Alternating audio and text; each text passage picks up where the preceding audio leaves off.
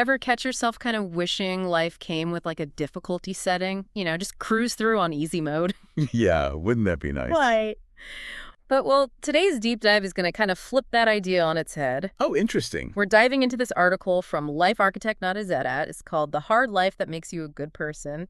And yeah, it turns out those tough experiences, the ones we try to avoid, those might be way more valuable than we realize. You know, what really struck me about this piece is how it uses this fictional dialogue, like a conversation with the creator, to get its point across. It's really effective, isn't it? It makes you think. It does. It's not trying to, like, sugarcoat the human experience or anything. It's very direct. Yeah, no kidding. The article basically says that before we're even born, we're kind of choosing the kind of person we want to be. And get this, knowing that hardship is part of the package, like we're signing up for those challenges, even if we don't consciously remember doing it.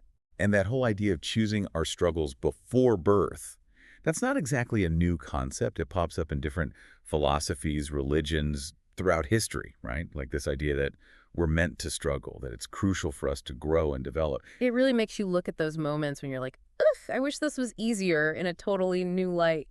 Totally. The article then kind of zooms in on specific qualities: courage, patience, wisdom, and how they're shaped by difficulty. Like, these aren't things we're just born with. They're earned through our experiences. And they don't shy away from strong imagery either. When they're talking about courage, they use the word monsters. Like, you want to be brave, life's going to throw some monsters your way. Wow. Yeah, it's almost like we're choosing to level up in a video game or something by facing those challenges head on. What resonates with you about that analogy? You know, it's spot on because we all face monsters in our lives. Fears, challenges, those things that feel huge to us. Mm. They're different for everyone. But the thing is, without facing them, there's no way to really test your courage, is there? Definitely not. You don't exactly cultivate courage by staying comfortable. Exactly. But then they go on, and it gets even more interesting when they get into patience. Their argument is real patience, it comes from those times when we're forced to wait, not when we're constantly getting what we want instantly. It's true. And that's like the opposite of how the world works now, right? It really is. Like, everything's got to be instant now, right? But like the article says, it's the things we have to wait for, those experiences that take real effort, dedication. Those are often the most rewarding in the end. It makes you wonder, right? Like, what if those times when we feel stuck, impatient, those times when we're kind of forced to be patient, what if those are actually good for us, like hidden opportunities to grow? It's a good way to look at it, isn't it? Instead of thinking of it as a setback, you can choose to see it as a chance to build patience, resilience, all that. Yeah. Think about, some of the most amazing things humans have accomplished. Yeah. Big scientific discoveries, incredible works of art. Those didn't just happen overnight, right? Those took massive amounts of patience, years of focused work, and this willingness to embrace the waiting. It's like we're being challenged to think long term, to like resist that urge for instant gratification, trust that it'll be worth the wait in the end. Exactly. And it doesn't stop there either. They get into another big one. Wisdom. And they're saying wisdom isn't something you can just like download or inherit. It comes from making mistakes. Oh, for sure.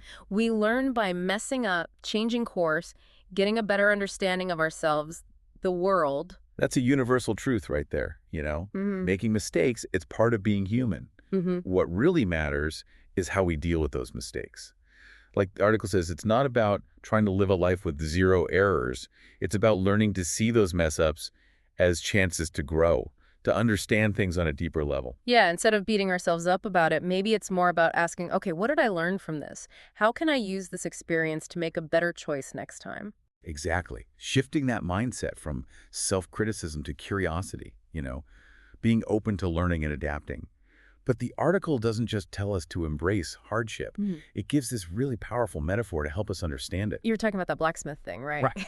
Yeah. The idea that our lives are like pieces of metal being shaped and strengthened by a blacksmith. It takes heat, takes pressure, all that hammering to transform something ordinary into something strong and resilient. Exactly.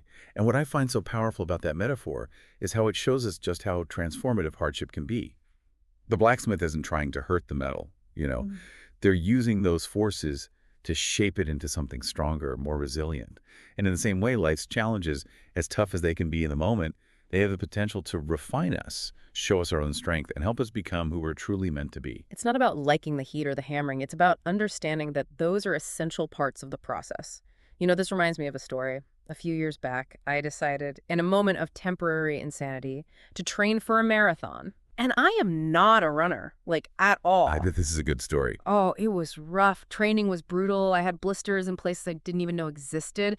And so many times I just wanted to give up. But I kept thinking about that blacksmith analogy. I knew if I wanted to feel that amazing feeling of crossing the finish line, I had to embrace the hard parts, the early mornings, the sore muscles, all the self-doubt. You were living the article. You Yeah. chose to face that challenge head on and let those tough experiences shape you. And you know what? Crossing that finish line was one of the most amazing feelings. And it wasn't just about the race, it was about proving to myself that I could do something hard, that I could push past my limits and come out stronger on the other side. It's like they say in the article, a good life isn't about having no hardship, it's about how we decide to handle it when it inevitably comes our way. Makes you think, doesn't it? Like if you could go back, knowing what you know now, would you really choose the easy path? Yeah. Or is it the journey, with all the bumps in the road, that makes reaching the destination so great? It really does make you stop and think about it. Would we really trade in those tough lessons, those moments where we really discovered who we are, just to skip the hard parts? This whole deep dive has me wondering, maybe those hardships, they're a much bigger part of growing and finding happiness than we realize. It's definitely a different way of looking at things. To think that the things we usually try to avoid, the challenges and setbacks, those might actually be the key to living a life that's truly fulfilling. It's not about going out looking for suffering, but maybe it's about changing how we see hardship when it finds us. Right, right. Instead of just dreading those tough times, maybe it's about going into them with a little more courage, a bit more patience, and a whole lot of understanding towards ourselves. To remember those experiences, as hard as they might feel in the moment, they can shape us, refine us, and help us become the best versions of ourselves. That's it. Exactly. And while we're going through those challenges, because let's face it, we all do, it's important to remember that growth, it's not always straightforward. Hmm. There will be setbacks, times where you doubt yourself, but those are just part of the journey. Yeah, absolutely. This deep dive has definitely given me a lot to think about. What about you? What really stuck with you from all this? For me, it's that reminder that a life well lived, it's not about dodging hardship. It's about embracing the way those experiences can transform us. It's about recognizing that inside those challenges, that's where we find real growth, resilience, and wisdom. It's a really powerful message to keep in mind. So next time you find yourself wishing for that easy mode setting, just remember it might be those challenges, not the easy times, that actually lead to the most rewarding places. Thanks for joining us for this deep dive, everyone. We'll leave you to ponder that.